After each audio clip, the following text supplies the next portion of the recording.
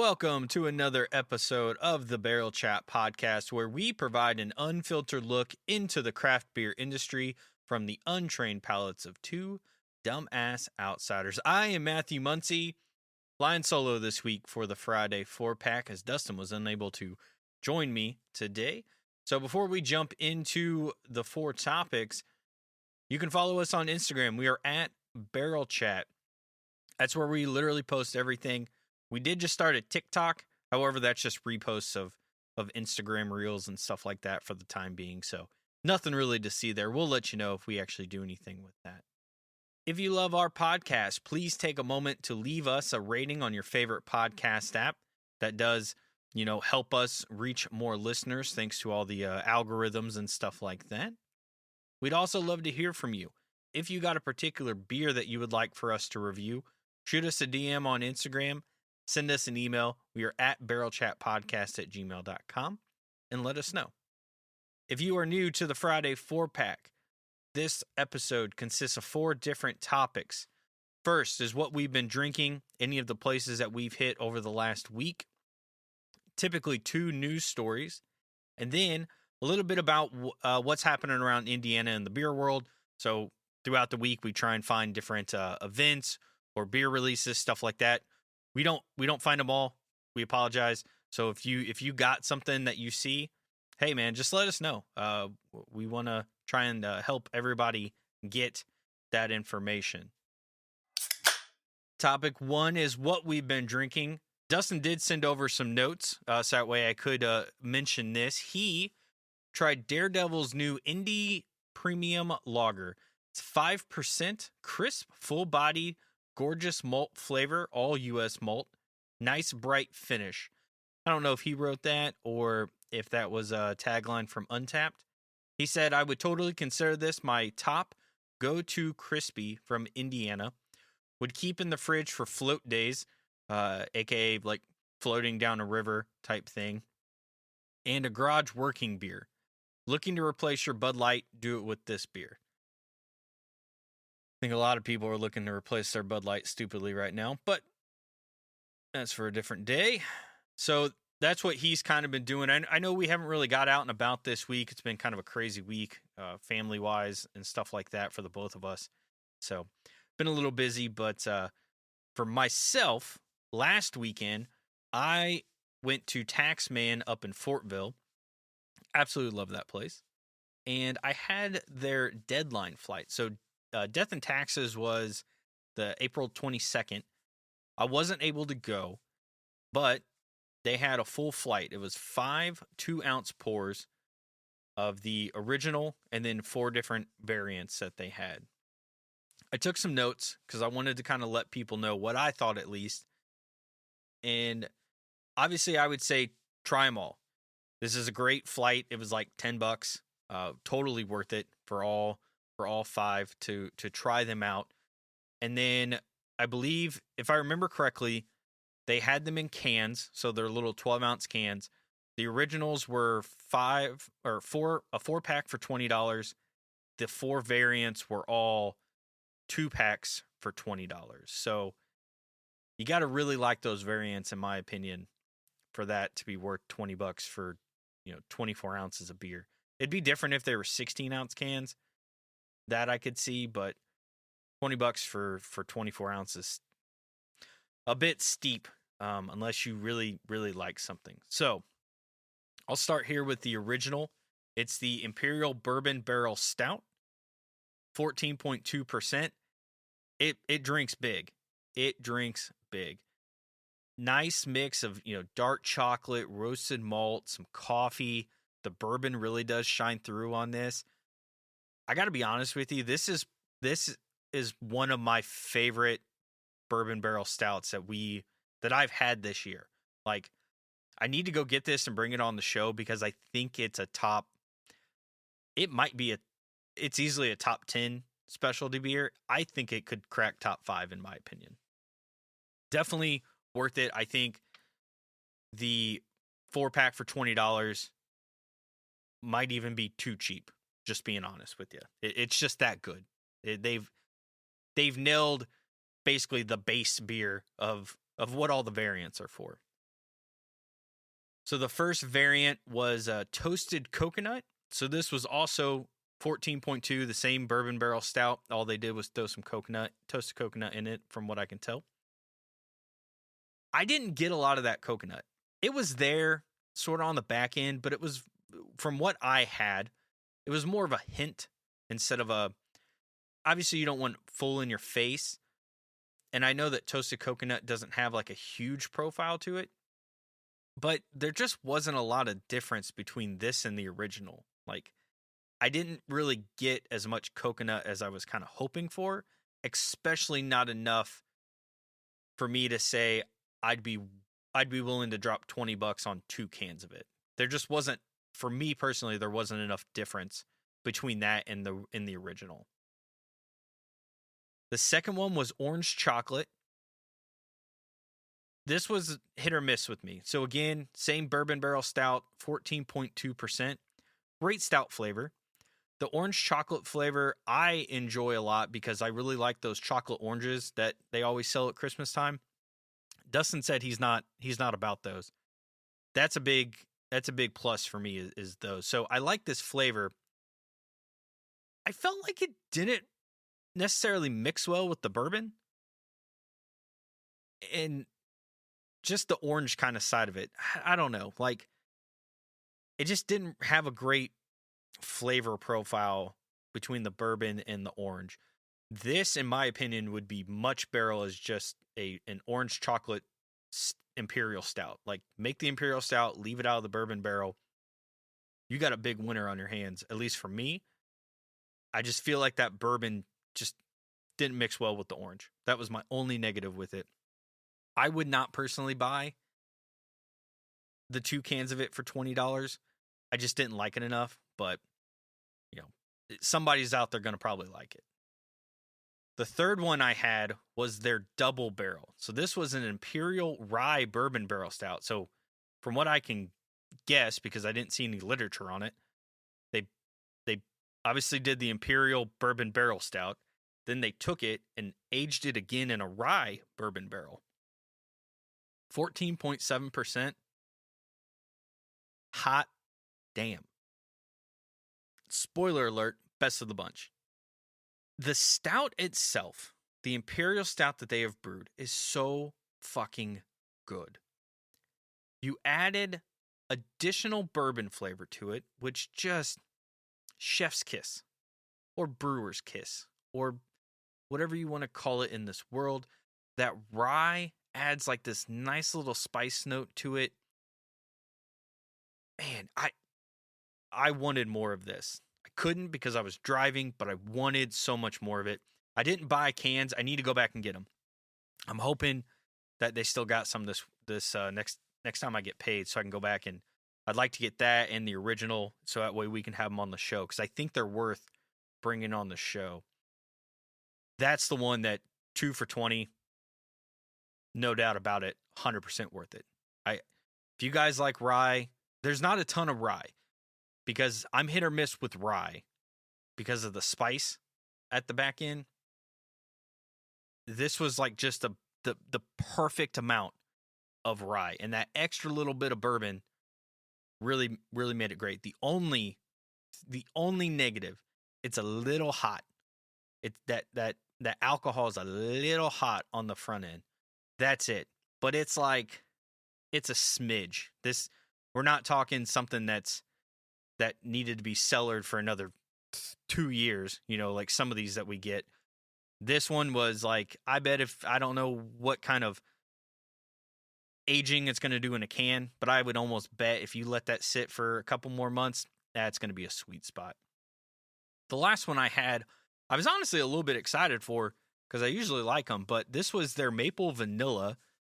And for some reason, it was 15.1%. I don't know what caused it to jump so much higher, because it didn't say that it was, the double barrel with maple vanilla, unless I just completely missed it. But when I was doing my notes and stuff, that didn't come up. The maple really does shine in this one. It's got a good sweet flavor. It's not overpowering whatsoever, but it's definitely got a good sweetness to it. The vanilla missed with me. it was kind of like the orange. It didn't really seem to mesh well with the bourbon.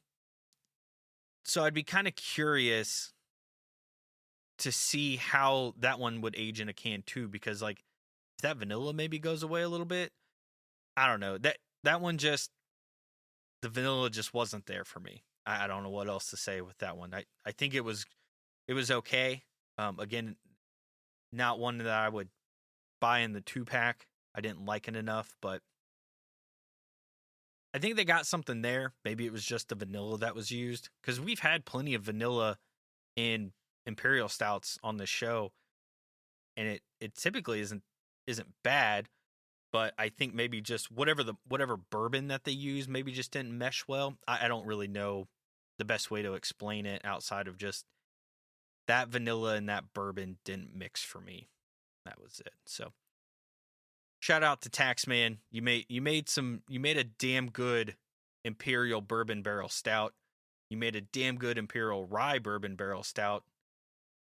And the other three, there are plenty of people out there who are going to like those. They just didn't hit the spot for me, but that's okay. It's what's great about beer is there's something for everyone. Topic 2, diving into the news here. So the Inside Indiana Business had an article about the 2023 Best of Craft Beer Awards competition, which was held in Bend, Oregon. Indiana had 3 different breweries bring home medals from this competition. We had Sun King Brewery, who won a gold medal in the golden or blonde ale category with Sunlight Cream Ale. Duh. Still amazing. And then they also earned a silver medal in the spontaneous fermentation and mixed culture beer category with its Barrel Strawberry. I feel like I had this one at Winterfest, but I don't remember it. And this is a play on Darryl Strawberry, if anyone's wondering what that name means. Former Mets MLB player. So I would like to try that one again, because I bet that would be fun. But I feel like they had it at Winterfest. Maybe I missed that one. Maybe that one was out when I went there. Because, yeah, that's right. Because I had their mild ale, which was really good.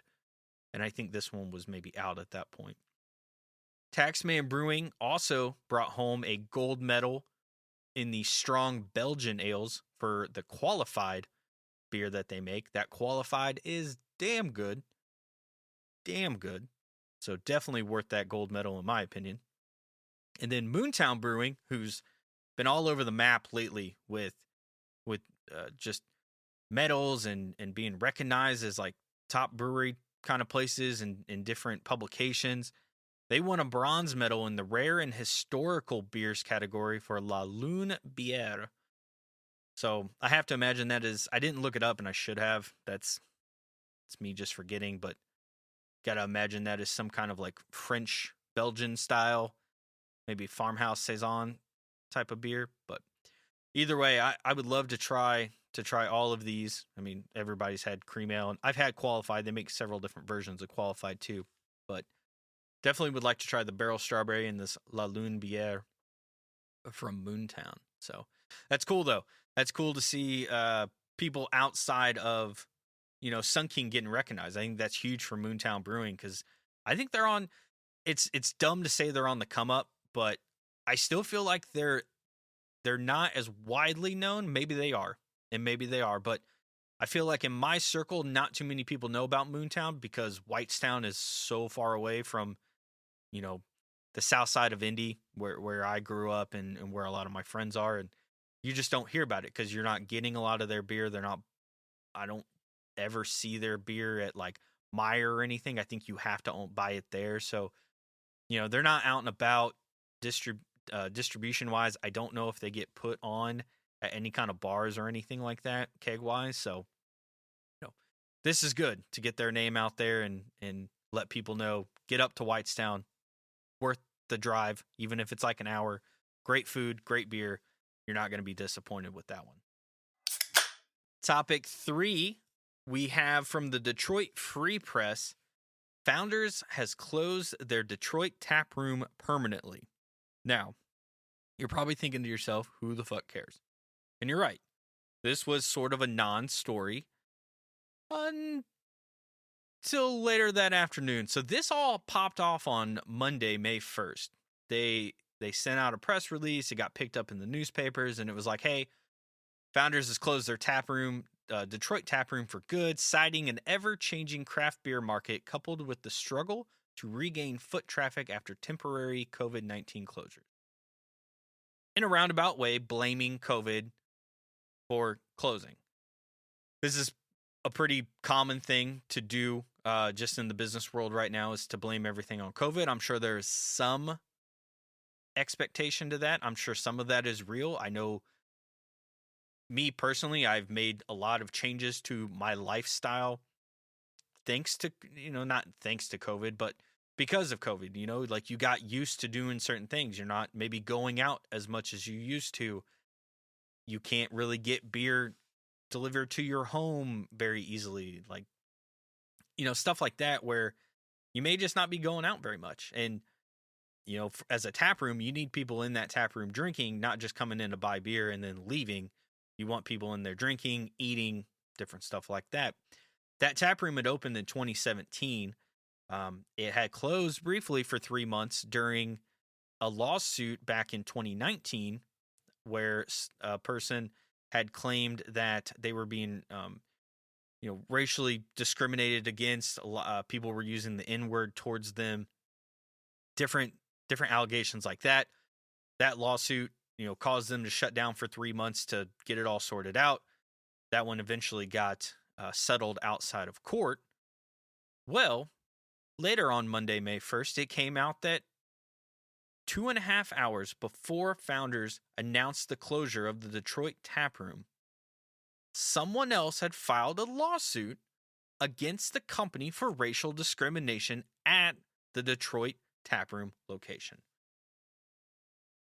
So this is why it's in the news now. This is why we bring it up. Because here we are again, a company. Basically, this is what you're known for now. You're known for good beer and racial discrimination that is apparently running rampant at least one location that is now gone.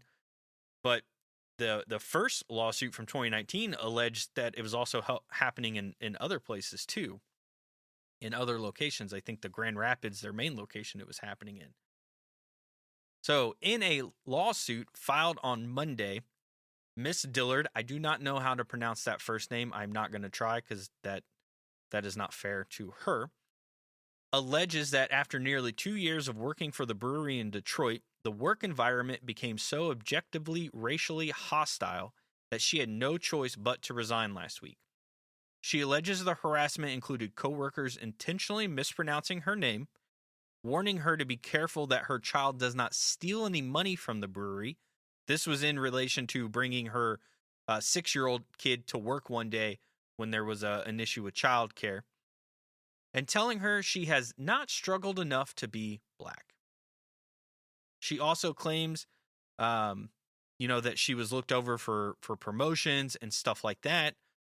The one difference I see in this that I don't remember from 2019 could have come out later when we weren't really talking about it anymore. But another taproom manager basically said everything she is saying is correct. He had also witnessed all of this happening, not to him, but to her. And he heard the comments made by other managers, like not in front of her face, and basically saying like the optics of having a black manager, which is what she was made. She was a manager, but without any managerial responsibility. They gave her the title of manager, apparently did not give her the pay, apparently did not give her any of the like responsibilities, like the supervising and the training and stuff like that, and basically just made her work as a server instead. And this other manager, taproom manager, says, yeah, I've heard them directly say it was an optics. Like, this is good for us from an optics standpoint. Founders released a statement on Tuesday, May 2nd that said the company is deeply saddened to learn of the accusations and said it was unaware of the filing when it decided to close the Detroit Taproom. Obviously, everyone's going to call bullshit on that. I'm sorry, but the chance of a coincidence happening with this is very unlikely. So just another reason to not drink Founders anymore, because clearly they don't give a fuck. If it's easier to just close an entire tap room, putting, I think it was like 38 people work there, you put them all out of work because you can't get people, you can't just actually let go the people who are causing all the issues. Like, this is a known problem, and instead of fixing it, you're just shutting things down. Just another reason not to give money to Founders at this point. Sad to see. This is, to be honest, this is one of the reasons I kind of stopped doing the podcast, because it became an issue of, man, there just wasn't much fun to talk about back in 2018, 2019. It was just all this, and now we're getting back into it, and it's just like, between this and Bud Light, it's like, for fuck's sake, like, can we just not be shitty people? Is it really that hard to just not be a shitty human being towards other people? And for literally no reason, like I just, it blows my mind, all of this shit.